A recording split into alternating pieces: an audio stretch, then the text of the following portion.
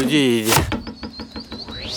A sharp arrow whistled past the man's face, embedding itself deep into the tree trunk behind him. This was his wife's response to his infidelity. Before he could even process what had happened, she notched another arrow and let it fly. Had he not dodged in the nick of time, that shot would have been fatal. It finally dawned on him, she was utterly determined to kill him. He scrambled behind the thick tree trunk, not daring to show an inch of himself, but hiding forever wasn't an option. Thinking fast, he grabbed a coconut from the ground and hurled it to the opposite side. The moment the coconut was pierced by an arrow and exploded midair, he burst from his cover and sprinted for his life. Yet no matter how fast he ran, he was no match for the lightning-fast arrows from his wife's bow.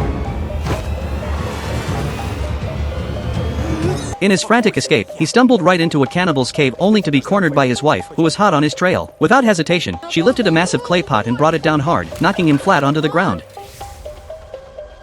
But seeing her husband lying there, unconscious and still, the fierce anger in her eyes suddenly melted into panic. She hurriedly turned him over, desperate to revive him. Her hands pressed frantically against his chest, as if trying to pump life back into him. It was in that moment she truly understood. No matter how much she had wanted him dead moments before, she still loved him deeply. When he showed no sign of waking, she bent over him in despair, weeping bitterly with guilt and regret. Then, as if feeling her sorrow, the man suddenly jolted awake as if rising from a deep dream. Their eyes met, and in that silent exchange, everything was understood. The life and death conflict between them dissolved into the air, replaced by a fragile, unspoken reconciliation. But their real trial had only just begun.